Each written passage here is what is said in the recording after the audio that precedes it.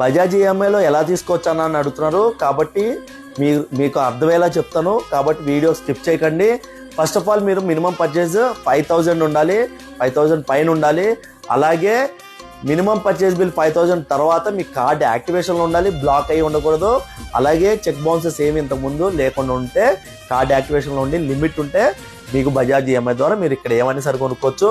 అలాగే మీకు processing fee ఎలా ఉంటుందనంటే 3 months, 5 months, 6 months, 8 months, 9 months ఇలా ఉంటుంది. టెన్యూర్ని బట్టి క్యాలిక్యులేట్ చేసి దాని ప్రాసెసింగ్ ఫీజు ఉంటుంది.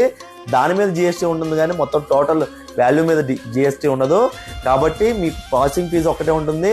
ఒకవేళ సపోజ్ 10,000 మీరు తీసుకున్నారనుకోండి, 5 months టెన్యూర్ పెట్టుకుంటే 5 రోజులు అంటే 2000 పడుతుంది మంత్కి, అంతే తప్ప మీకు ఏ ఇంట్రెస్ట్ పడదు.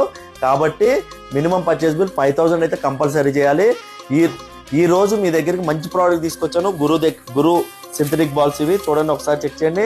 మన స్టోర్లో 170 రూపీస్కి మాత్రమే వచ్చేస్తుంది. కాబట్టి మీరు మన స్టోర్కి విజిట్ చేయండి, లేకపోతే వాట్సాప్లో పింగ్ చేసి ఆర్డర్ చేయండి. చాలా బాగుంటాయి synthetic balls.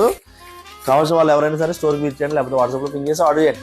Minimum purchase bill 5000 ఉంటే బజాజ్ ఈఎంఐ ద్వారా మీరు ఇక్కడ ఏమైనా సరే కొనుక్కోవచ్చు. కార్డ్ అయితే యాక్టివేషన్లో ఉండాలి, లిమిట్ ఉండాలి.